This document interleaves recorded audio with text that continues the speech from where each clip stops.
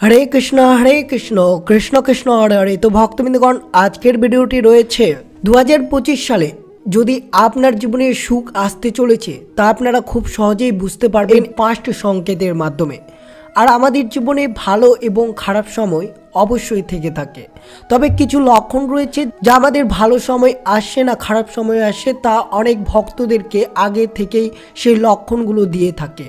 অবশ্যই যদি আপনারা আপনাদের জীবনে এই লক্ষণগুলো পেয়ে যান তাহলে অবশ্যই বুঝবেন যে আপনার জীবনটি অনেক সুখের দিন যাপন কাটতে চলেছেন। আর যদি না পান তাহলে অবশ্যই আপনার বছরটি খারাপ হতে চলেছে। তা অবশ্যই আপনারা যদি এই লক্ষণগুলো পেয়ে যান তাহলে অবশ্যই বুঝবেন আপনার জীবনটা অনেক সুখের হতে পারে। আর যদি এই লক্ষণগুলো যদি না পেয়ে থাকেন বা না পান তাহলে অবশ্যই শ্রীকৃষ্ণের এই 5টি উপদেশ আপনার জীবনে উন্নতি নিয়ে আসতে পারে। তা অবশ্যই আপনারা ভিডিওটি শুরু থেকে শেষ পর্যন্ত ভক্তি সহকারে শ্রবণ করবেন। শ্রীকৃষ্ণের এই 5টি উপদেশ এবং 5টি লক্ষণ আপনার জীবন অনেকটাই উন্নতি হতে পারে এবং আপনার পরিবারে আর্থিক সংকট কখনো আসবে না যদি শ্রীকৃষ্ণের উপদেশ দেওয়া মতো আপনার দৈনন্দিন জীবনে কর্ম যদি করতে থাকেন। তো তাহলে অবশ্যই ভিডিওটি শুরু থেকে শেষ পর্যন্ত অবশ্যই ভক্তি ভালোবাসার শ্রদ্ধা দিয়ে শ্রবণ করবেন। সকলের সময় সব সময় এক থাকে না, মানুষের জীবন অনেকে উত্থান পতন আসে।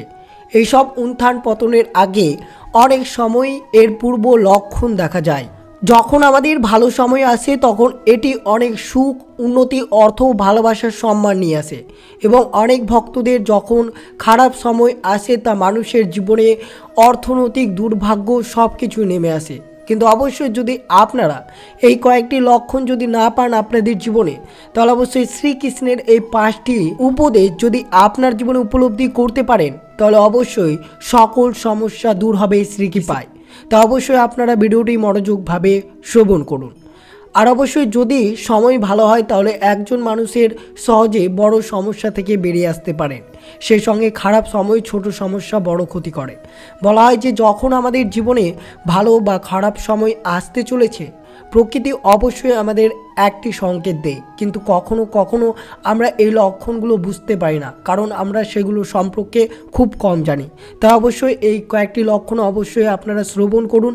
যে লক্ষণগুলো যদি আপনাদের জীবনে এসে পড়ে তাহলে আপনারা বুঝবেন আমাদের জীবন আস্তে আস্তে একটি সৌভাগ্যে পরিণত হচ্ছে, অথবা আমাদের যতই বড় সমস্যা আসুক না কেন খুব সহজেই দূরীভূত হবে শ্রীকৃষ্ণের কৃপায়। শ্রীকৃষ্ণ তার শ্রীমদ্ ভগবদ গীতায় সময় নিয়ে পরামর্শ দিয়েছেন, সেগুলি হলো শ্রীকৃষ্ণ বলেছেন বাড়ির উঠোনে বা বারান্দায় যদি চড়ুই পাখি এসে কিচিরমিচির করে তা আপনি খুব সহজেই বুঝবেন যে আপনার জীবনে দুঃখের দিন কেটে গিয়ে একটা জীবনে সুখের আগমন ঘটবে।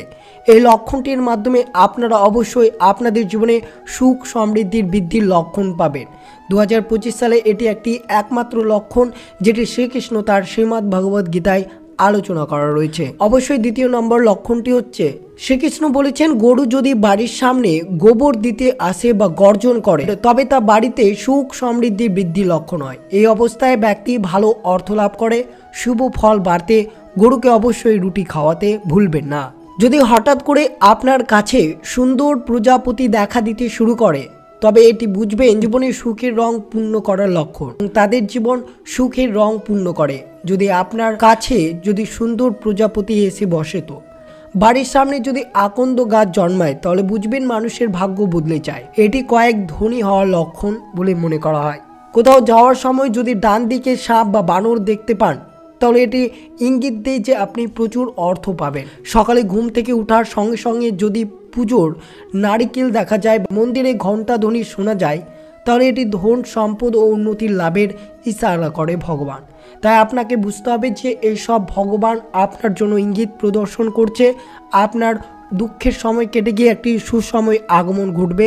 তাই অবশ্যই এই লক্ষণগুলো যদি আপনারা পান তাহলে অবশ্যই শ্রীকৃষ্ণকে স্মরণ করবেন এবং পারলে অবশ্যই এই লক্ষণগুলো দেখা মাত্রই আপনারা শ্রীকৃষ্ণের মহামন্ত্রটি আপনারা জপ করবেন।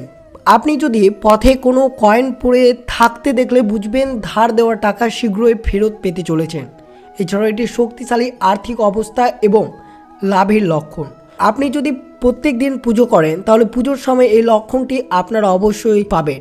পুজোর সময় যদি ভগবান মূর্তির ওপর রাখা কোনো ফুল বা পাতা আপনার সামনে পড়ে তাহলে তার মানে ভগবান আপনার প্রতি সন্তুষ্ট হবে এবং শীঘ্রই আপনার মনের ইচ্ছা পূরণ করবে।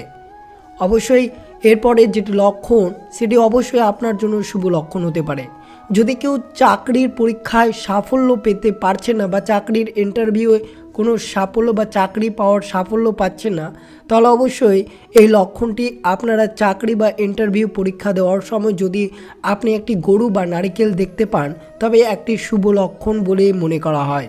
যদি আপনার ব্রহ্মা মুহূর্তে ঘুম ভেঙে যায় ভোর 3টা থেকে 5টার মধ্যে, যদি আপনার ঘুম প্রায় সময় ভেঙে যায় তবে বুঝতে হবে যে আপনার জীবনে বড় সড়ো পরিবর্তন আসতে চলেছে।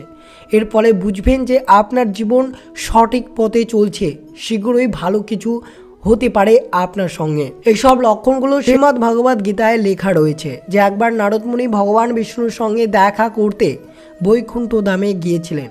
সেখানে গিয়ে নারদ মুনি ভগবান বিষ্ণুকে জিজ্ঞাসা করেছিলেন যে মানুষের জীবনের সুখ দুঃখের আগমনের ইঙ্গিত কিভাবে বোঝা যায়।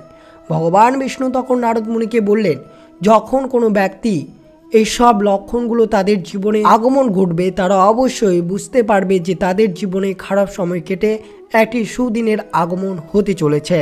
এছাড়াও আপনার বাড়ির ভেতরে যদি হঠাৎ দেখেন শাড়ি দিয়ে কালো পিঁপড়ের মুখে করে খাবারের দানা নিয়ে যাচ্ছে তবে তা অত্যন্ত শুভ সংকেত।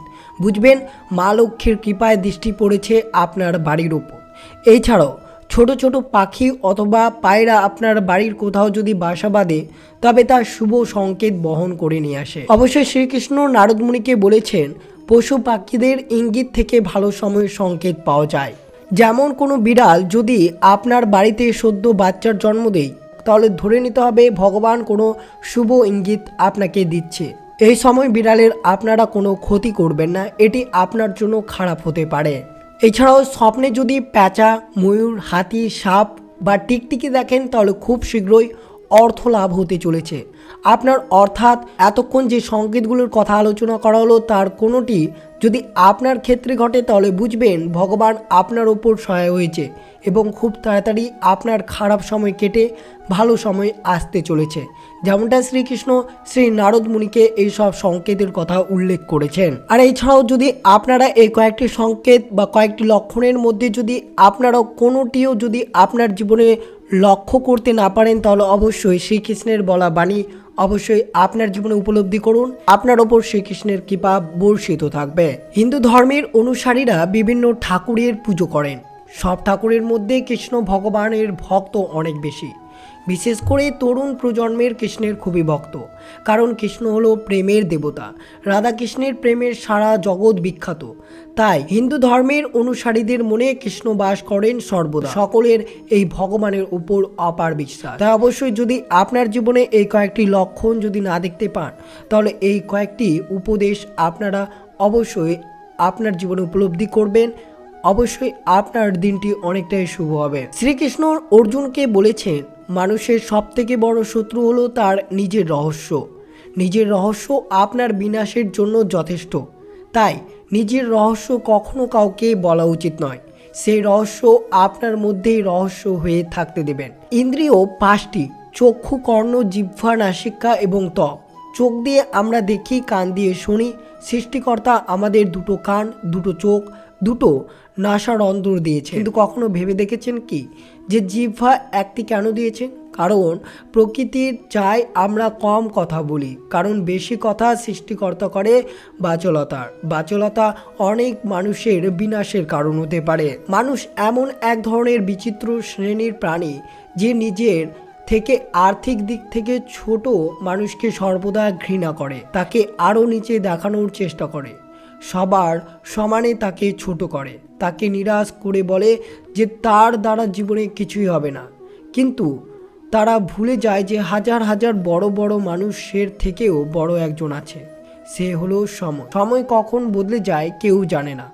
তাই কখনো কাউকে ছোট করতে নেই, বরং সে কি করে উন্নতি করতে পারবে তাকে সেই পথ দেখানো উচিত। অবশ্যই আপনার জীবনে এই কয়েকটি উপদেশ অবশ্যই উপলব্ধি করবেন এবং সর্বদা শ্রীকৃষ্ণের পুজো অর্চনা করবেন। এবং যদি আপনার কোনো খারাপ সময় কাটে তাহলে অবশ্যই আপনারা শ্রীকৃষ্ণের মহামন্ত্র জপ করবেন, বা এই লক্ষণগুলো পেলেও আপনারা শ্রীকৃষ্ণের মহামন্ত্র জপ করবেন।